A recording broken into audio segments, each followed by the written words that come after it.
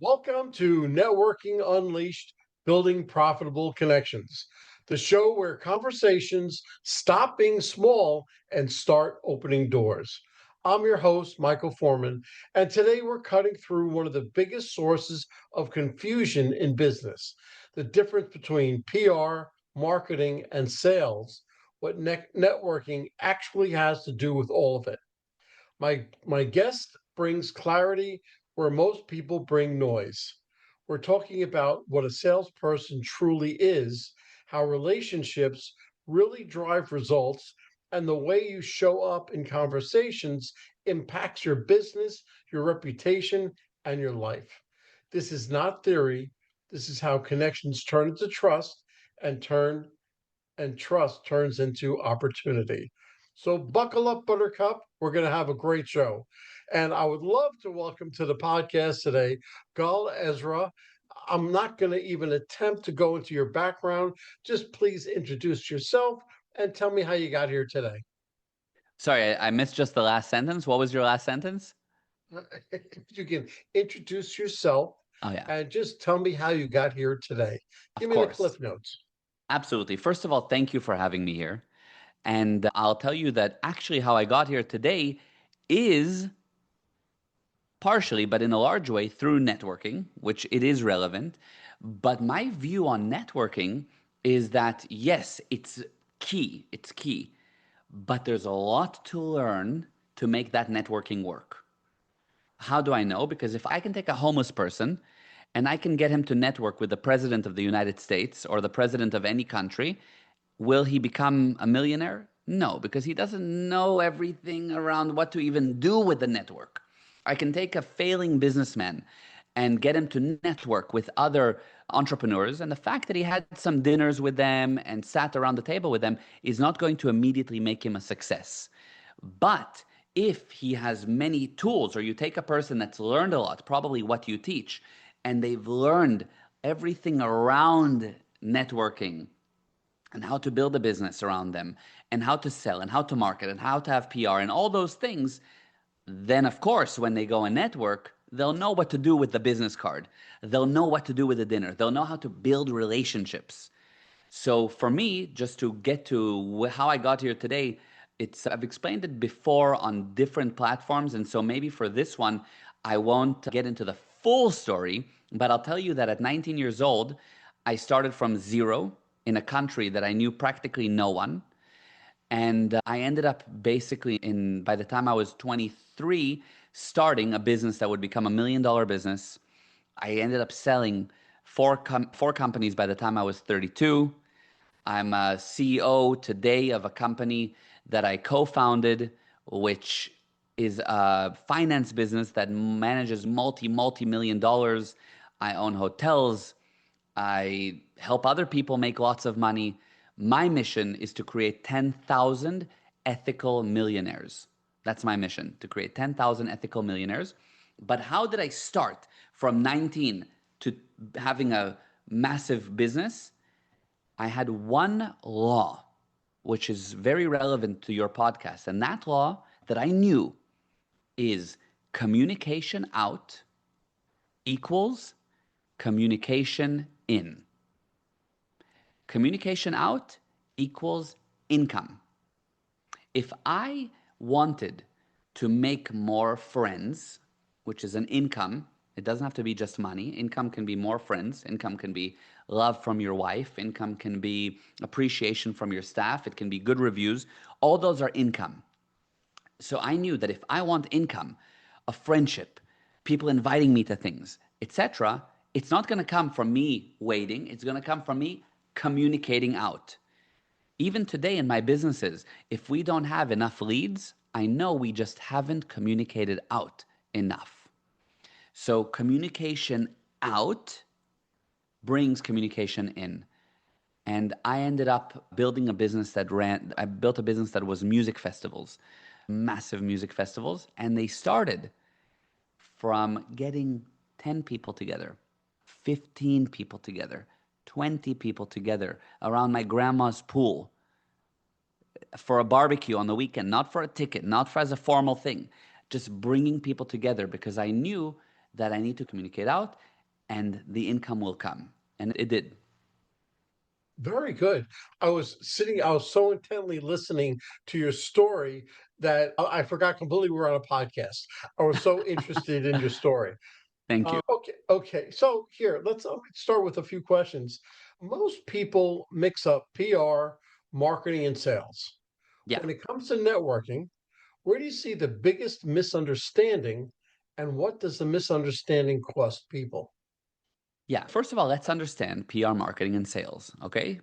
So, what is a salesperson? Let me ask you first. What is sales? And you can answer on behalf of what you think your listeners would say. Selling what my wares. I sell widgets. I have But what does widgets. it mean, sell? To sell, meaning what? I'm going to trade what I have for what you have, money or other compensation. Okay, good, excellent. That's fine, yes. I go a little deeper, okay? And I say this I say, look, selling is very different to just convincing someone to buy, which many people say, or getting paid for something, or whatever. It goes deeper. For example, if you can sell ice to the Eskimo, you are not a salesperson, in my view. You're a cheater because the Eskimo doesn't need ice. So, what is sales? Sales is defined as helping the prospect to help themselves with your product or service. Sales is helping the prospect. I'm helping you to help yourself with what I'm offering. If it doesn't help you, I don't sell it to you. I don't call my salespeople. I call them help people. And if we don't have enough income, I say, don't go sell more, go help more. Help and the money will come. So if I'm a real estate agent and I'm showing you a property and I realize that you told me you're in the market for a 3 bedroom, but I realize you need a 4 bedroom, it's my duty to help you, to help yourself by getting a 4 bedroom because that's really what you need. And if you ask for a 3 bedroom and I realize that actually you only need a 2 bedroom, 3 bedroom will be too much house, it's my duty as a salesperson to help you to realize that you should only get a 2 bedroom. That's what being a salesperson is. It's helping. Now, what does a salesperson actually need to do? He needs to let the prospect talk. You need to see how can you help the person. So the prospect needs to be the one doing most of the talking. Many salespeople do it wrong, and they do a lot of the talking. No, the prospect needs to tell you what's going on so you can discover how to help them. So that's sales, first of all. And again, this is, I could do, I don't, not that I can do, we do 5 day seminars just on sales, okay? And so I'm giving you the beginning. There's a lot more, yeah? So that's sales. Now, what is marketing? What would your listeners say is marketing? You have to you, you market you're telling everybody or showing everybody what you have and the price Yes. point. Okay, excellent. So there's many businesses that say, look, marketing is exposure. Marketing is brand awareness. Marketing is people knowing about me. It's not, because I know many businesses that had a lot of exposure and went bankrupt. And what I know is that the problem was marketing. Why? Because marketing brings money. Marketing is what brings money. And if your marketing is good enough, what you'll find is that you don't even need salespeople. If your marketing is good enough, you don't need salespeople. You just need people will come in ready to buy. So what you need the salespeople there for is to upsell you, to help you more. So for example, Apple doesn't need a salespeople. You walk into the Apple store ready to buy, and they are there to say, and would you like Apple Care? And would you like AirPods? And they upsell you. But Apple's marketing is so good that you go on the site or into the store ready to buy. So what's marketing? Marketing is defined as making yourself known, wanted, and ultimately selling something. If your marketing doesn't make you known, then it's bad marketing. If your marketing doesn't make you wanted, wow, I want that, then it's not marketing. But if your marketing makes you known, makes you wanted, but it doesn't sell something, it doesn't end up in a sale, it's also bad marketing. So just being known and wanted is not enough for marketing. It has to sell. Imagine everybody knew and wanted an iPhone, but nobody bought it. Then Apple would go bankrupt. People have to buy it. So marketing, if it doesn't sell, is not marketing. So with marketing, what we do is we tell people about ourselves. Okay, that's what we do. Okay? Okay. Now what's PR? PR is public relations. Okay, now public relations is actually a technology, a whole system of controlling people's emotions and reactions about what we offer, or about who we are, or about a purpose. So, for example, through, and by the way, PR is extremely powerful. If PR, you can do amazing things or terrible things. For example, I'm Jewish, so I can give you a great example, is the Holocaust. Hitler, through PR, convinced an entire sane nation. The Germans are incredibly sane, incredibly smart, incredibly detailed, engineers, and the best minds in the world. He managed to convince them through PR to manipulate their emotions and reactions in a bad way, that it's a good idea to do what they did. Okay, that was through PR. That's PR. He controlled emotions and reactions. Or through PR, you can convince a group of people to go do amazing things. For example, through PR, you can convince people to go and rally against gender-based violence, or against the fact that the environment should be cleaner. Go do community service. You can convince a whole group of people to go and vote through PR. So PR is the technology of managing human emotions and reactions. And every business has emotion or a reaction that it creates.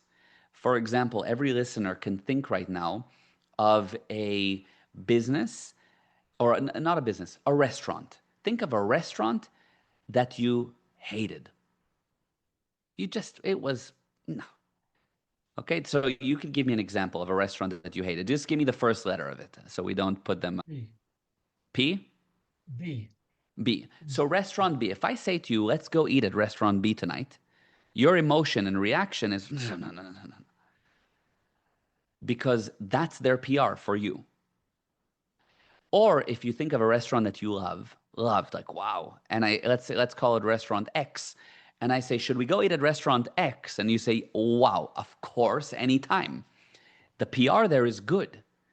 Your emotion and reaction is good, and you can change the view on someone's PR, on your emotion and reaction through the technology of PR. For example, you can take a celebrity that at one point was hated, and all of a sudden they become very loved.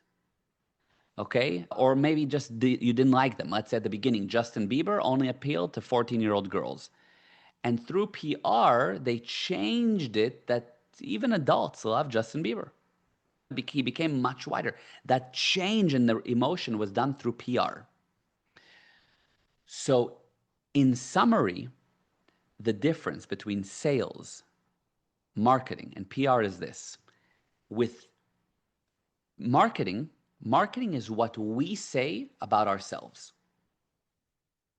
Okay, what I say about myself. That's marketing, what I say about myself. PR is what others say about me. Sales is what the prospect says about himself. Okay. And that's the simplicity of it. Now, every one of those has data and knowledge and technology, and you need to learn it. But once you know it, you become a magician, an income generating machine. Yeah, and people spend their whole life in trying to learn it. Yeah, Um, I've employed marketing graduates that couldn't define the word marketing for me. You're right. They don't know it. yeah, yeah. Okay. If networking were treated less like promotion and more like reputation, that would what would people need to stop doing immediately? Stop being interesting and become interested. Okay. Okay. So, what most people do is they go around being interesting. Look how interesting I am. They make a big thing out of themselves. They're interesting. Now, you know what is very interesting? The only interesting thing in the world is the physical world around you, objects. This phone is interesting. You can look at it. This phone was never interested in anyone. The phone never asked me, how is my day? So, objects are interesting. Human beings can be interested. But if you become interesting and you are important and you need everybody to look at you and you are interesting, but the minute that you become interested in others, where I actually care, genuinely, I care to help you, I care to learn about you, I actually want to find out what's going on and where I can add value.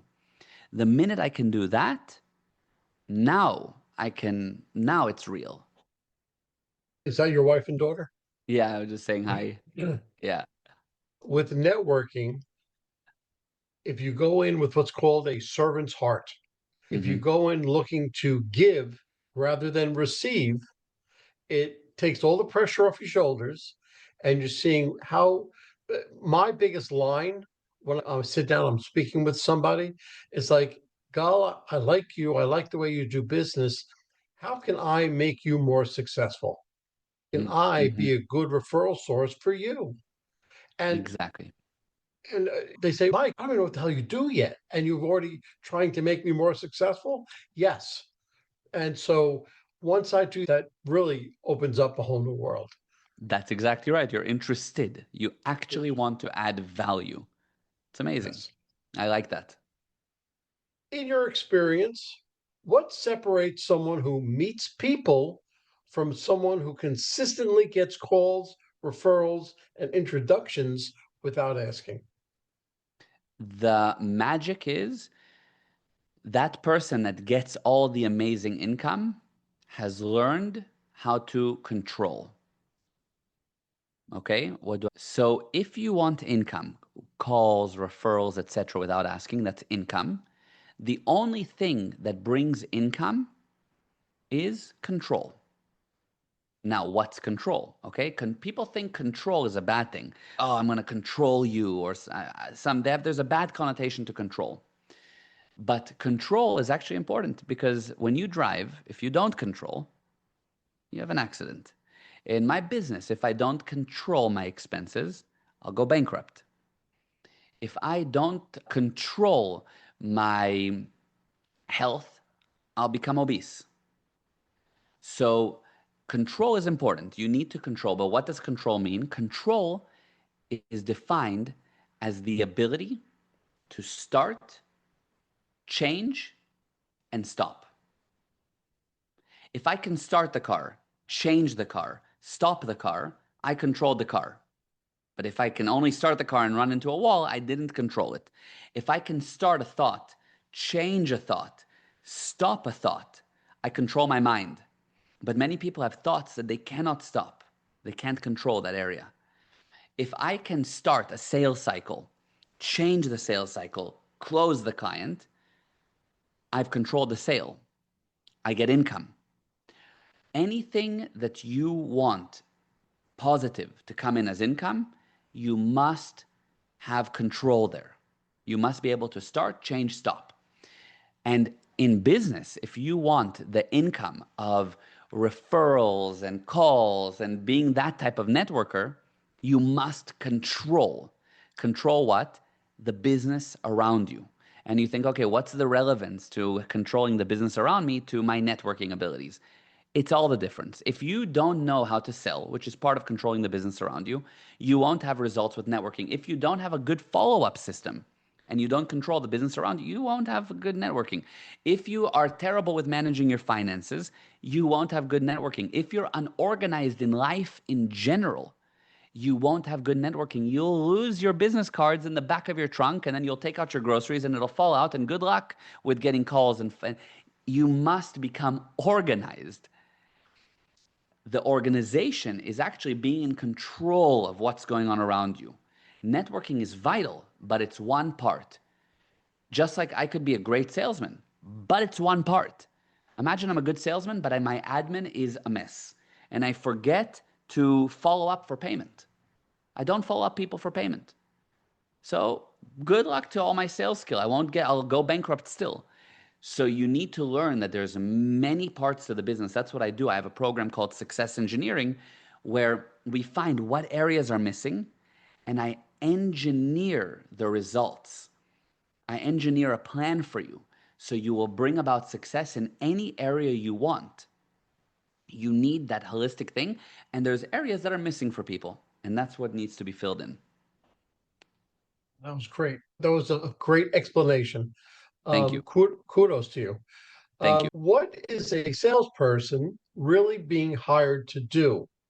And how does that truth change the way professionals should approach networking conversations? Okay, so a salesperson is being hired to create income greater than outgo.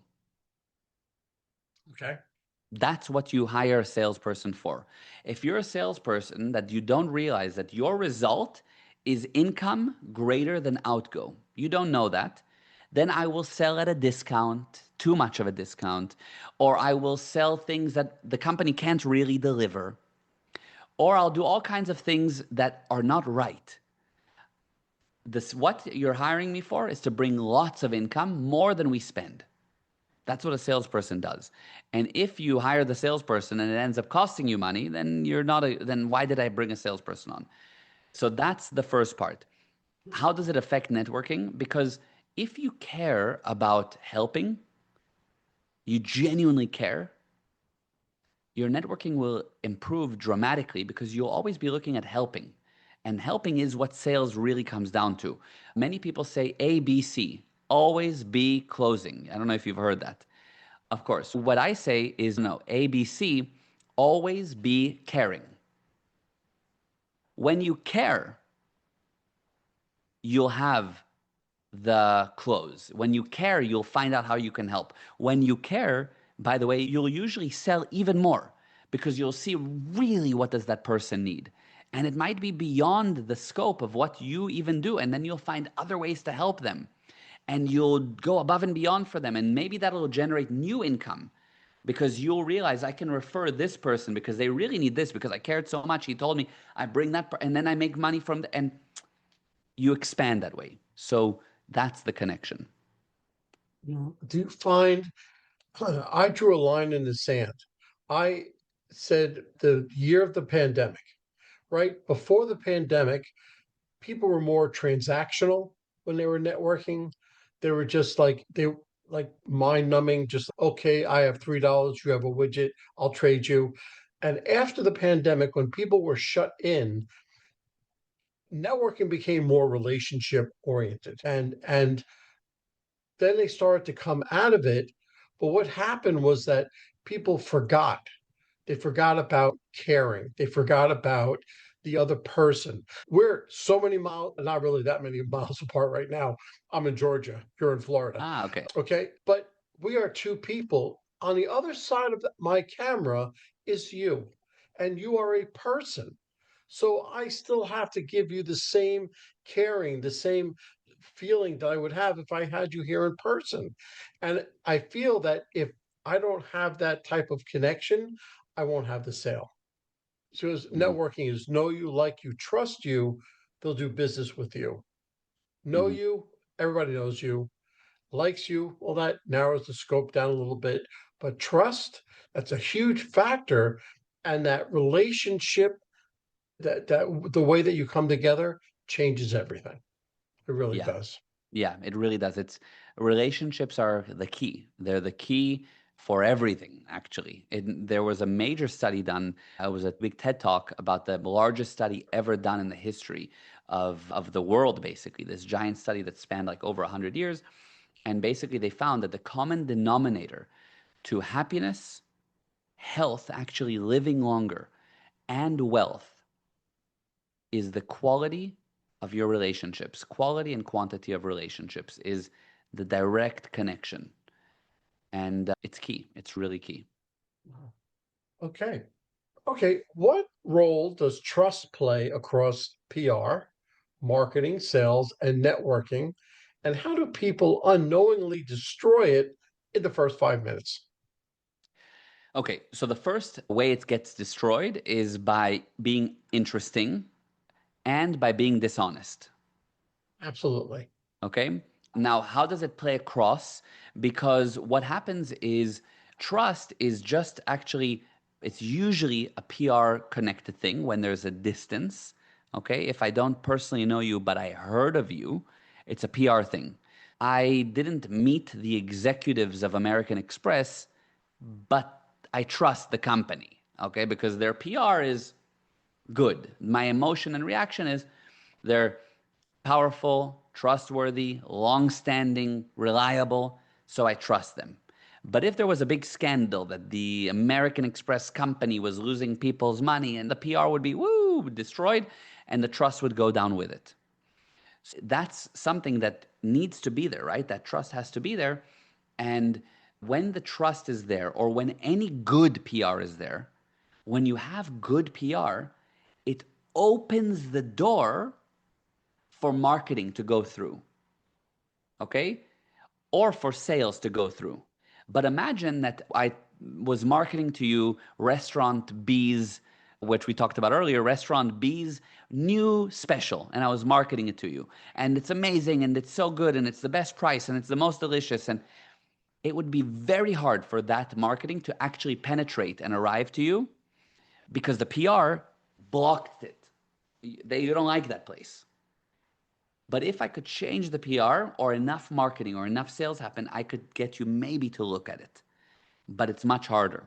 Good PR, if you love restaurant X, good PR, somebody says to you, should we go eat there? They're the salesperson. It's your husband or your wife, and they come to you and they say, hey, at that exact moment, you're like, I'm sold, let's go because you love it. Or you see their new marketing and you say, yes, I want. Being a former restaurant owner, I know exactly what you're talking about Uh-huh. because we had an old saying that serve one bad meal, they're going to tell 10 people. But if Mhm. you serve one good meal, they won't tell anybody. Uh-huh. So you have to once you get that bad review or bad meal by person, you have to really go above and beyond, take care of it, pay attention to it, and just explain to them what happened, whatever it was, or just it was just bad food. But you just have to counter it 10 times to one, Yeah, and 100%. it's unfortunate, but that's the Yeah. way that restaurants itself works. Yeah, and side Um, note to that, by the way, I've worked with a couple of restaurants, and there is a common thing that they don't, people that are satisfied don't go and refer, or you don't have any real connection to who sits at your table. They come, they go. I work with restaurants and I handle that. There is a way to get them to refer, there is a way to get them to remain connected to you. And that's a side note, but any business can get happy customers to refer. That actually should be the purpose. Just some yes. people don't know how to do it. That's just a side note. Yep. No, I've taken. You've seen relationships drive outcomes in business and life. Yeah. What behaviors quietly build long term goodwill even when no deal is on the table? What behaviors quietly build? Well, can you say it again? Sorry. What behaviors quietly build long term goodwill, even when no deal is on the table? Ah, what happens is this: your next deal, the goodwill that you establish, is actually defined by the previous deals you've done. Okay? Imagine that we go there are four levels of exchange. Okay? Exchange is I give you something, you give me something. Okay, that's exchange. I pay you for something, you pay me back. Okay? Now, there's 4 levels of that. The lowest level is this. I go to a store and I give them $1 for a chocolate. They take the $1 and run. I got nothing. I was criminal exchange, rip-off exchange. They stole from me and I got nothing. The level above that is I go to the store, I give them $1 for the chocolate. They give me the chocolate, but it's ripped open with a little bite taken out of it. I got something. It's not what I asked for. Partial. It's partial exchange. I go to a restaurant, I order a steak medium rare. I expect it to be warm. It comes to the table, well done and cold. I still got a steak, but it wasn't what I ordered. It was partial. The level above that is fair exchange. Fair exchange is I go to the store, I give them $1 for the chocolate, and they give me a chocolate that I wanted. Perfect. Or I go to the restaurant, I order a steak medium rare, I expect it warm, and I get a steak medium rare and warm. Beautiful. Okay, everything up until this point, 3, 2, and 1 level, all those 3, long term, I'll be destroyed. Including fair exchange. Including the fair exchange. Why? Because nothing stays the same. Things either go up or they go down. Nothing stays the same. If it's the same, it means down. The same means down. So what do? You do the 4th level of exchange. The 4th level of exchange is exchange in abundance. Abundance means more, or generous exchange, or what I like to think of it as exchange with a wow. So I go to the store, I give them $1 for the chocolate. They give me the chocolate, but they also see that I have my puppy with me and they give him a little treat. And I go, oh, that's nice. Wow. Something more than I expected. It's not 2 for 1. It's not something that I wanted. It's not something extravagant. It's something I didn't ask for, but that's wow. I go to the restaurant, I order the steak medium rare, I get the steak medium rare, hot, etc. But the chef comes out and the chef says, hey, I've been making this little thing in the back. Do you want a little taster on the house? And everybody at the table goes, wow, wow, yes, of course, wow, amazing. And then what happens? If you're sane, if you're a logical person, you will leave and you will feel the obligation to give them more than they expected. So you will leave and you'll bring your friends again. And then you come back and the chef sees you again. Oh my God, you're back with your, let me do it. And then they'll give you more than you expect. And you go, and now there's expansion. That's how you define your next deal. If your current deal that you just did was with, wow, more than expected, above and beyond, the goodwill that will be created is gigantic. And it will define the next deal. It will spread. Now, if there's no deal on the table whatsoever, and there's nothing, and you're just building, and you're just starting to network, how do you build goodwill? By putting valuable communication across to the other side. Not pestering communication, not just checking in, not that type of follow-up. Valuable communication. Whether it's you have a podcast, for example, so you're constantly putting out valuable communication to people, even that don't have a deal with you, but they like to receive your updates. You're putting out value. Or if you do write to somebody as a follow-up, you say, hey, I just did this video with Gal and I thought you'd get a lot of value out of it because he talked about how to have generous exchange. I thought you'd like it. Just sending you something to listen to on your next car ride. Okay, you're putting communication there that adds value. That will generate goodwill. As a thank you, whenever I have a client, whenever I do work for a client or something, Mhm. they always get a thank you note from me, a handwritten thank you Mhm. note. Yeah. And when I teach this, all the people that I mentor or my clients, when I teach them, listen, that's part of the follow up, but write them a handwritten thank you note because nobody does it. Mhm. Nobody does it. Could Mhm. you imagine being the person that receives it? You Yeah, know, so say nice. it's no bill, it's not an invoice, it's not anything, it's just a thank you.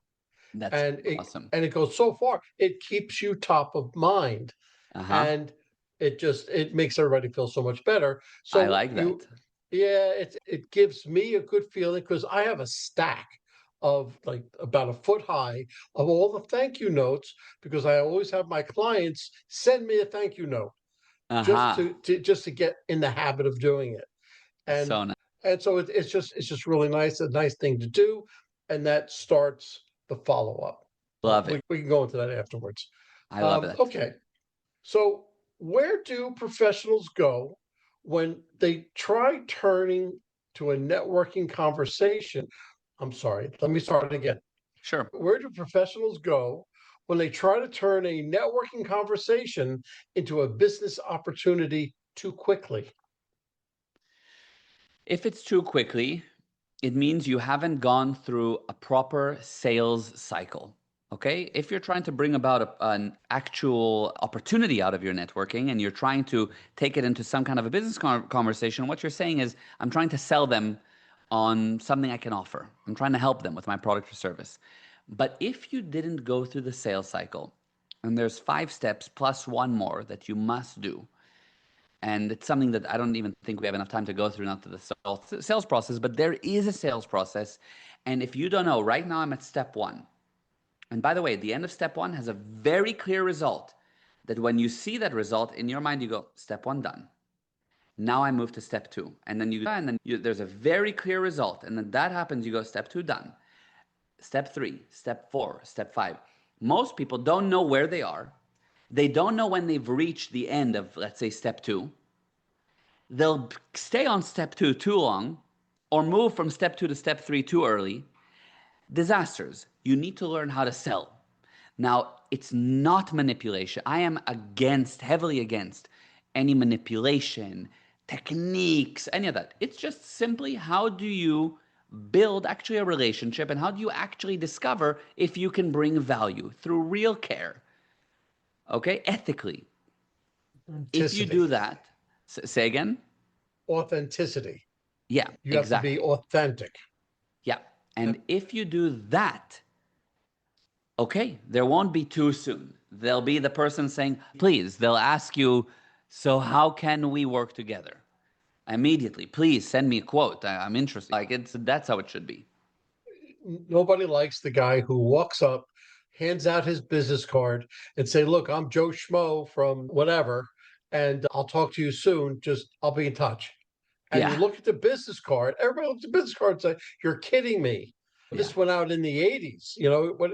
And that's just the wrong step. And I'm just saying that because that's one of the examples that I teach what not to do, and so it goes a long way. So Yeah. anyway, what questions should people be asking in networking situations that almost no one asks, but absolutely should?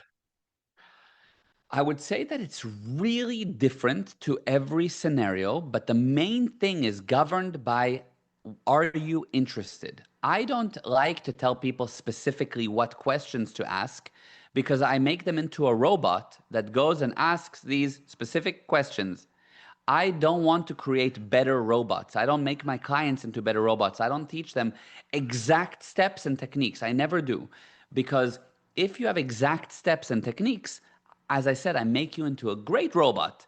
But if I make you powerful and you understand the basic principles of sales, of networking, of communication, of relationships, you'll go and do what you need to do. And if you think of anyone successful, your most favorite successful entrepreneur, they don't have a script that they follow. They are powerful enough to do what needs to be done to get the result in the best, most ethical, most valuable way. So that's my approach. You need to learn, there's a lot to learn. I can give you ideas of what to say, but then people go up and they say, hi, do you come here often? It's or whatever. That's not the, you know what I'm saying?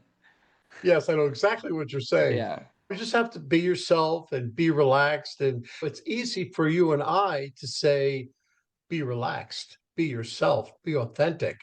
But a lot of people, when you put them into that situation, they freeze up Yeah. and they don't know what to do. They either don't say anything at all or they say the wrong things. That's a whole nother podcast.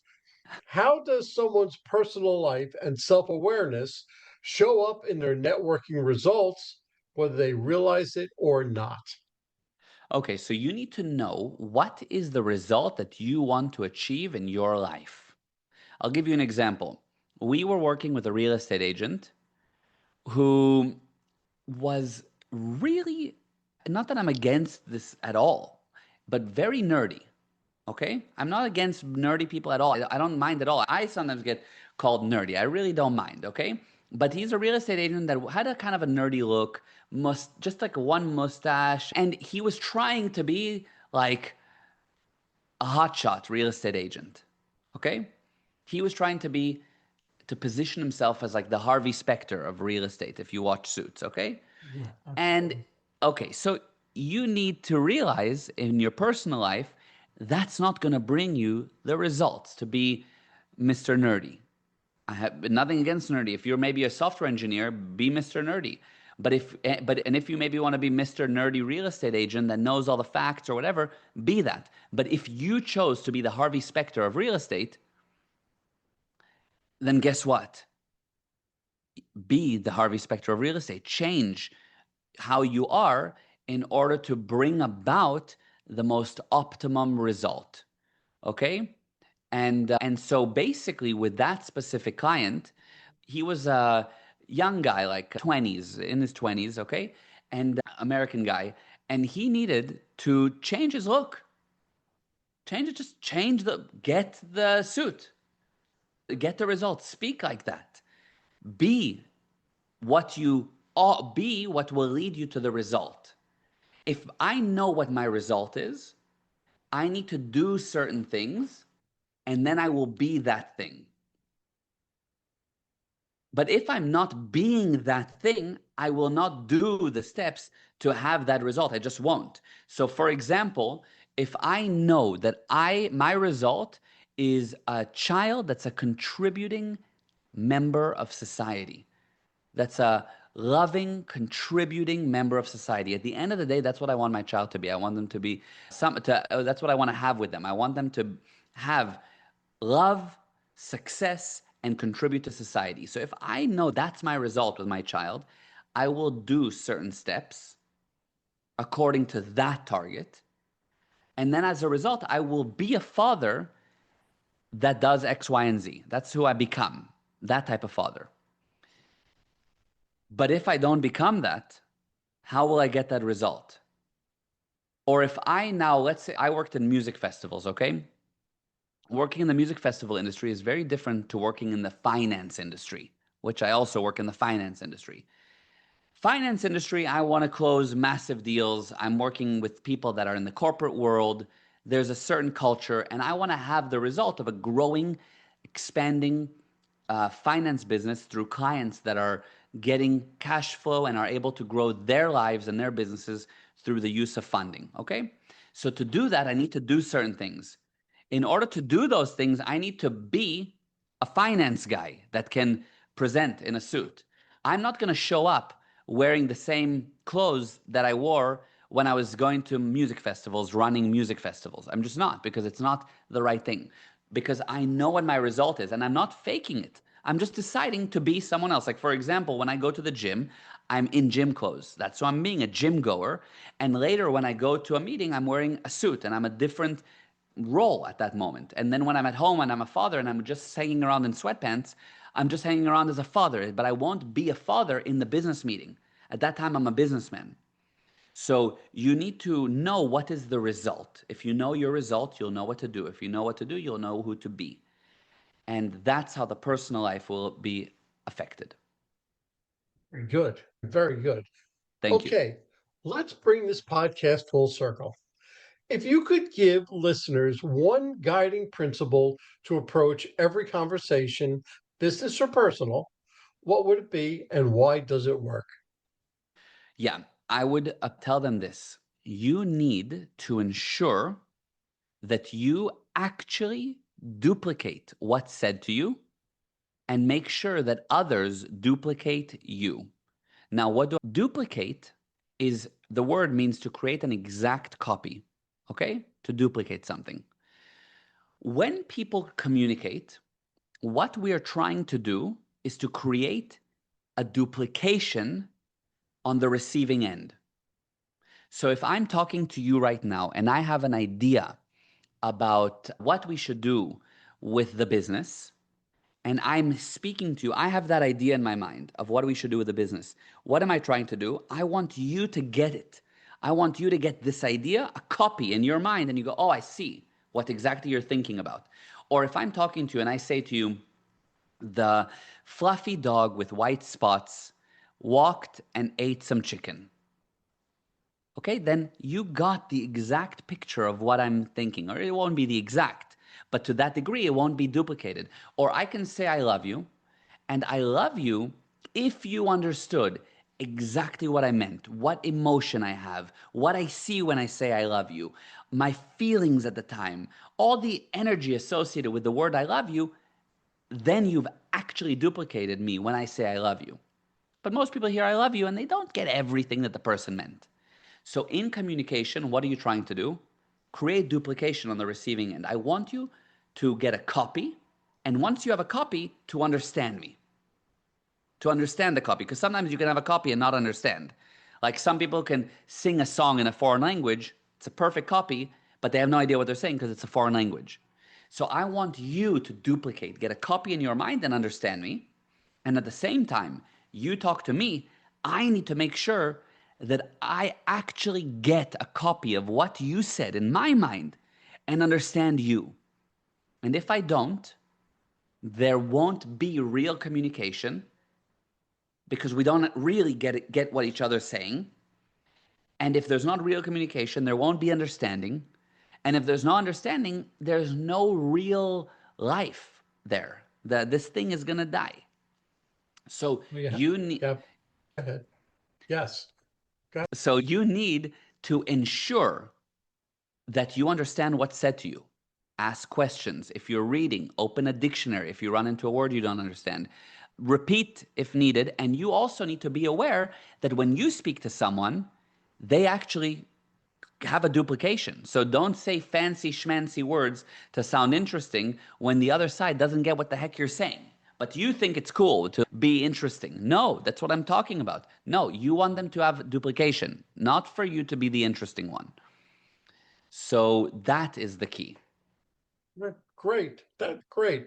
Gal, I can probably talk to you for another 2 hours because you're so interesting and I'm so interested in what you are saying that I'm really just listening to every word you're saying. Listen, Thank you. if any of the listeners would like to get hold of you, what's the best way? Yeah. So the best way is if you want to really speak to me, just talk to me on any of my social media platforms. I always answer. You just go gal.a.ezra, gal.a.ezra on any social media platform. DM me, tell me that you saw me on the podcast, and I will answer you. And if you want to know more about something or whatever, I always answer.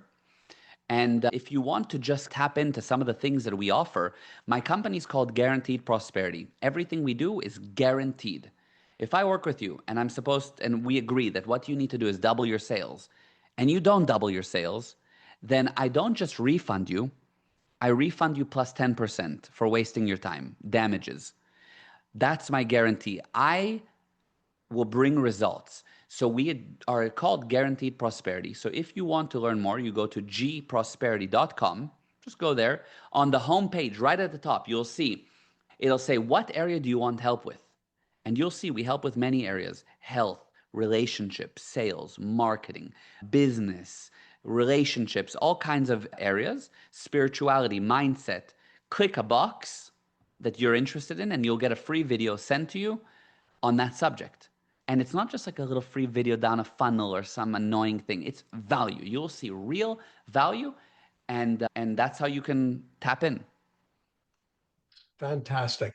Okay, if today's conversation shifted the way you think about networking, relationships, or how you show up in business, don't let it end here. Take one idea from this episode, put it into action in your very next conversation, and watch what changes. If the episode gave you value, share it with someone who needs to hear it. Real growth spreads through real conversations. And don't forget to follow Networking Unleashed building profitable connections so you never miss an episode. I'm Michael Forman, keeping showing up with intention, staying curious, and remember, your next conversation may be the one that changes everything. Gal, thank you very much for coming on the podcast, and I hope to speak with you soon. Likewise, thank you. Well, hold on, folks.